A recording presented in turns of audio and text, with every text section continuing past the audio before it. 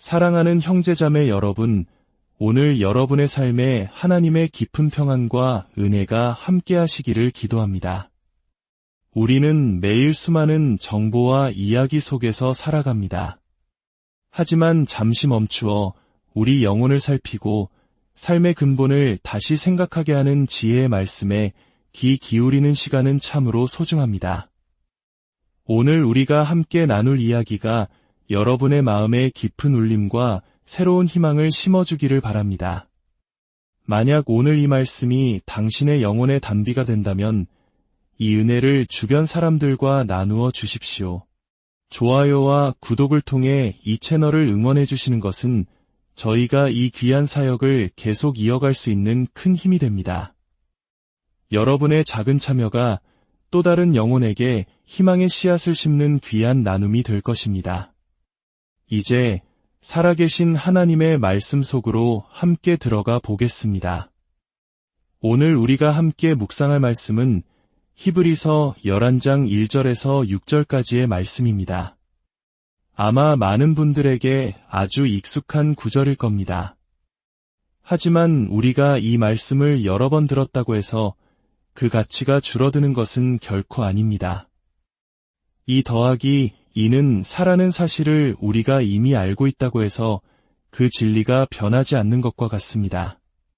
하나님의 말씀은 살아있기 때문입니다.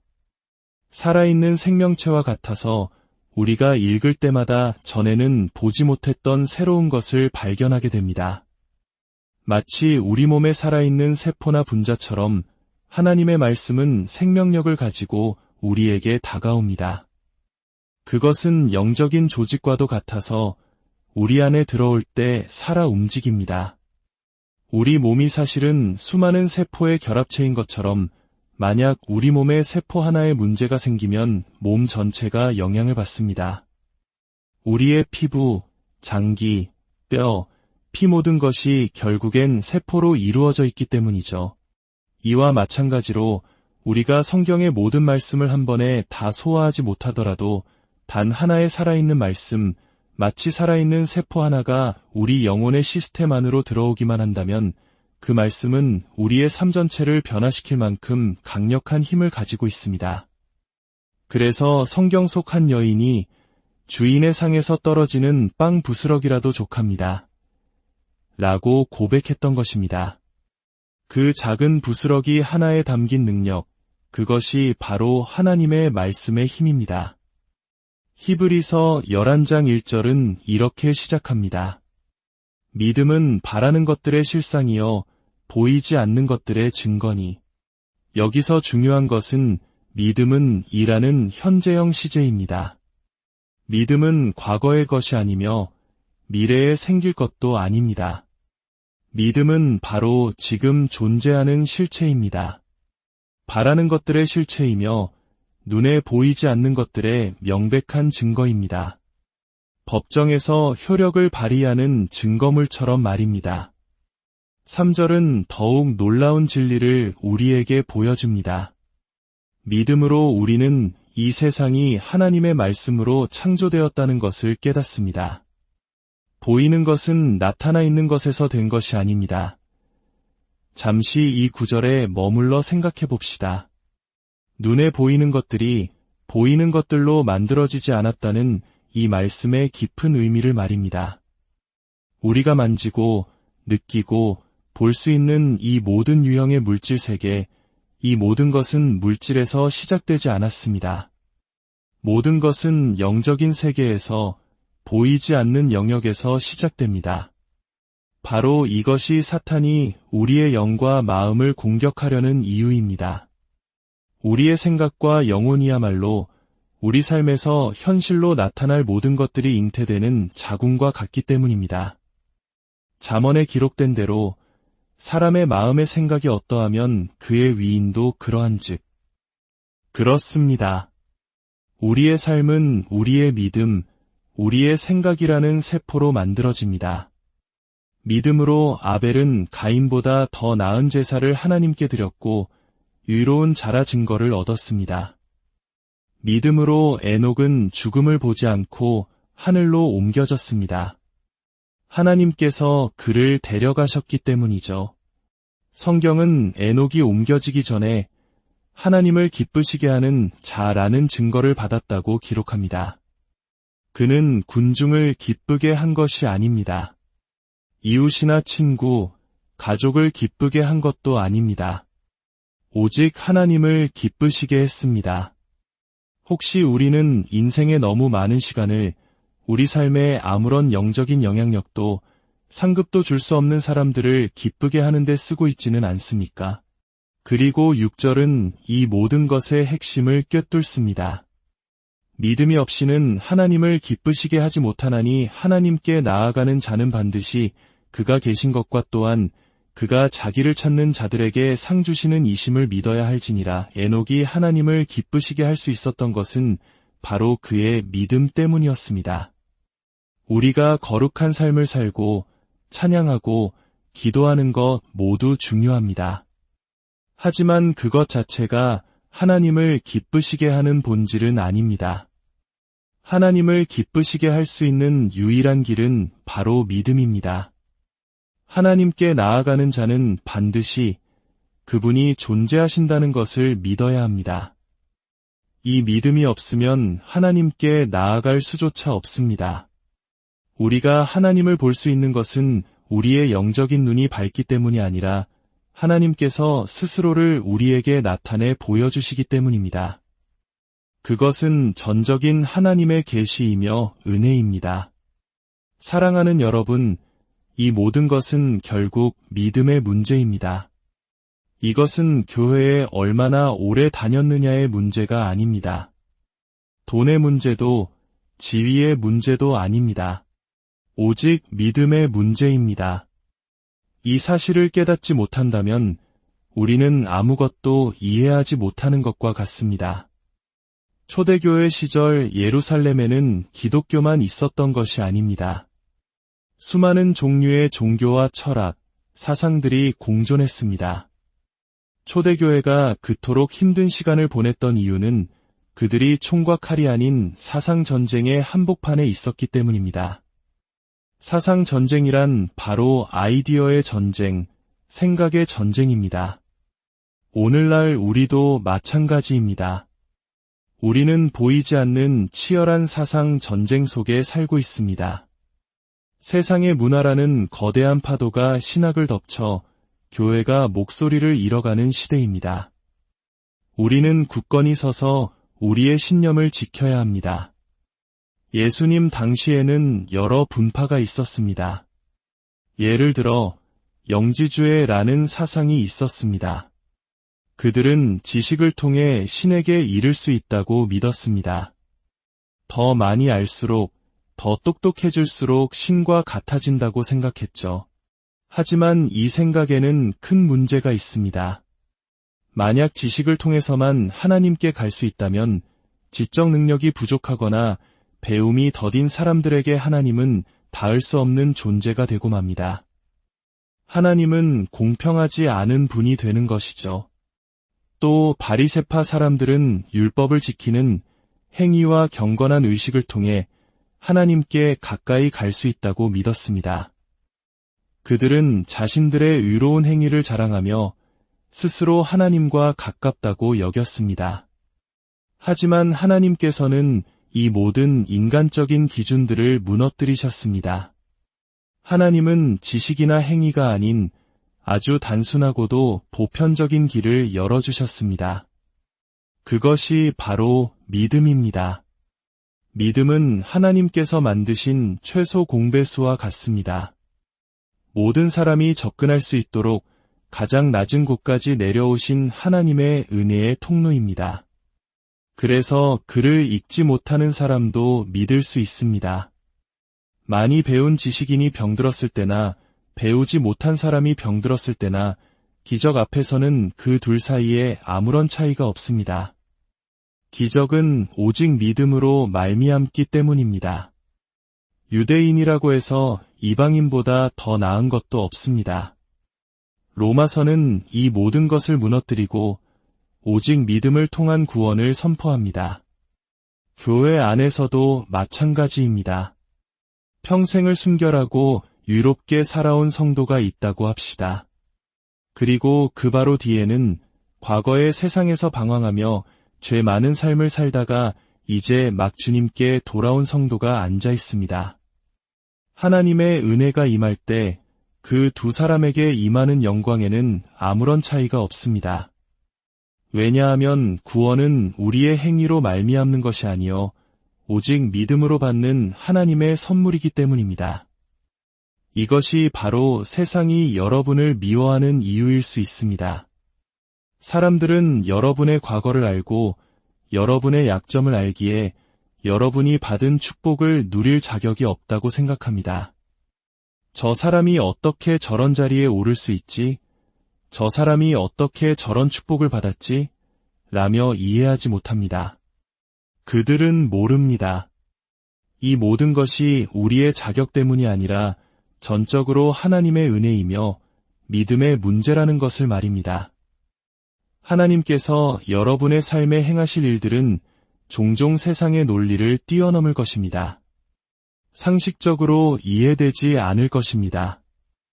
목동이었던 다윗이 왕이 되는 것이 당시 사람들에게는 말이 안 되는 이야기였습니다. 그는 왕족의 혈통도 아니었고 정치적인 훈련을 받은 적도 없었습니다. 하지만 하나님은 그의 중심을 보셨고 내 마음에 합한 자를 찾아 이스라엘의 왕으로 세우셨습니다.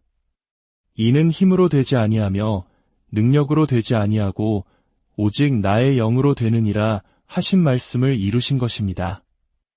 혹시 지금 하나님께서 당신에게 주신 약속이 너무 비논리적이고 두렵게 느껴지니까? 스스로 자격이 없다고 느끼고 준비되지 않았다고 생각하십니까? 기억하십시오. 그것은 믿음의 문제입니다. 그런데 이 믿음이 작동하기 위해 반드시 필요한 것이 있습니다. 바로 소망입니다. 히브리서 말씀은 믿음은 바라는 것들의 실상이라고 했습니다. 만약 바라는 것, 즉 소망이 없다면 믿음은 뿌리내릴 토양이 없는 것과 같습니다. 그래서 사탄이 우리의 믿음을 직접 공격할 수 없을 때 그는 우리의 소망을 죽이려 합니다. 우리에게 끊임없이 속삭입니다. 너는 안 돼. 넌 가진 게 없어. 넌 너무 늙었어. 넌 너무 부족해. 만약 사탄이 우리의 소망을 꺾는 데 성공한다면 우리의 믿음은 힘을 잃고 맙니다. 세상에서 가장 설교하기 어려운 사람은 소망이 없는 사람입니다. 내 인생은 이 정도까지인가 보다라고 스스로 한계를 정하고 평범함에 안주하기로 결정한 사람들입니다. 하지만 제가 가장 설교하고 싶은 사람은 담대한 소망을 가진 사람들입니다. 더 나은 삶이 가능하다는 것을 믿는 담대함, 내 힘으로는 불가능해 보여도 하나님 안에서는 가능하다는 것을 믿는 담대한 말입니다. 언어폭력은 소망을 죽입니다. 넌 멍청해. 넌 아무것도 할 수 없어. 나 없으면 넌 아무것도 아니야. 이런 말들은 한 사람의 영혼을 묻고 소망을 파괴하여 믿음이 일할 모든 공간을 빼앗아 버립니다. 하지만 다른 사람이 뭐라고 말하든 상관없습니다. 내 자신에 대한 나의 생각이 중요합니다. 사람의 마음의 생각이 어떠하면 그의 위인도 그러한즉 그렇습니다. 나는 할 수 있다고 생각합니다. 나는 가치 있는 존재라고 생각합니다. 나는 하나님 안에서 새로운 삶을 살 수 있다고 생각합니다. 여러분의 소망을 앗아간 것은 무엇입니까? 과거의 상처입니까? 다른 사람의 비난이었습니까? 오늘 그 모든 거짓된 속삭임들을 끊어버리고 하나님이 주시는 담대한 소망을 다시 붙드시길 바랍니다. 소망을 잃는 날, 우리는 삶을 잃는 것입니다. 자, 이제 아주 중요한 비유를 하나 나누고 싶습니다. 예수님께서 우물가의 사마리아 여인에게 물을 좀 달라고 하셨을 때 여인은 이렇게 대답했습니다. 당신은 물을 기를 그릇도 없으면서 어떻게 물을 달라고 하십니까? 이것이 핵심입니다. 물을 기를 그릇, 즉 두레박이 없다는 것입니다. 여러분, 우리가 교회에 오는 것은 생명수가 가득한 우물가에 오는 것과 같습니다. 이곳에는 치유가 있고 회복이 있고 구원이 있습니다. 그러나 만약 우리에게 믿음이라는 두레박이 없다면 우리는 이 생명수를 길어 올릴 수 없습니다. 같은 예배에 참석하고 같은 설교를 들어도 어떤 사람은 인생이 바뀌는 경험을 하고 어떤 사람은 아무런 감동 없이 집으로 돌아갑니다. 그 차이는 설교자나 환경에 있는 것이 아닙니다. 바로 말씀을 받아 담을 믿음의 두레박이 있느냐 없느냐의 차이입니다. 여러분은 오늘 어떤 두레박을 가지고 이 자리에 오셨습니까? 또 다른 비유를 들어보겠습니다. 제가 젊은 시절 아내와 결혼하여 아주 작은 집에 살 때였습니다. 가진 돈은 많지 않았지만 저는 그 돈으로 집을 넓히는 대신 거대한 위성 수신 안테나를 샀습니다. 집보다 더 커서 우스꽝스러워 보일 정도였죠. 하지만 여기서 중요한 것은 이것입니다. 그 안테나가 송출하는 수많은 채널의 방송들은 원래부터 공기 중에 존재하고 있었습니다. 안테나는 방송을 만들어낸 것이 아닙니다. 단지 이미 존재하던 전파를 수신하여 볼 수 있게 만들어 주었을 뿐입니다. 믿음이 바로 위성 안테나와 같습니다. 하나님의 축복과 치유, 능력과 약속은 이미 우리 주위에 가득합니다. 공기 중에 가득한 전파처럼 말입니다. 믿음은 그것을 만들어내는 것이 아니라 이미 존재하는 하나님의 은혜를 우리의 삶 속으로 끌어당기는 수신기입니다. 여러분이 지금 무엇을 위해 기도하고 있든지 그 응답은 이미 하늘에 준비되어 있습니다. 여러분에게 필요한 것은 그 축복을 창조하는 것이 아니라 그것을 수신할 수 있는 믿음의 안테나를 세우는 것입니다. 사랑하는 여러분, 이번 한 주가 여러분의 삶에 받는 주간이 되기를 축복합니다. 두려움이나 의심, 걱정이 아닌 믿음으로 걷기 시작하십시오. 지금 이 순간 여러분의 영과 마음으로 받으십시오. 이것은 춤을 추거나 소리치는 것의 문제가 아닙니다. 성경 구절을 암송하는 것의 문제도 아닙니다. 이것은 믿음의 싸움입니다. 사탄은 당신의 코트는 빼앗을 수 있어도 당신의 믿음은 빼앗을 수 없습니다. 당신의 차를 가져갈 수는 있어도 당신의 믿음은 가져갈 수 없습니다. 왜냐하면 믿음은 하나님과 당신 사이의 비밀스러운 연결고리이기 때문입니다. 욥이 고백했던 것처럼 그가 나를 죽이실지라도 나는 그를 신뢰하리라 라고 선포하십시오. 마귀에게 담대히 나아가 말하십시오. 나는 머리가 되고 꼬리가 되지 않으며 위에만 있고 아래에 있지 않을 것이다. 나는 정복자보다 더한 자이다. 내가 가는 곳마다 하나님의 축복이 함께한다.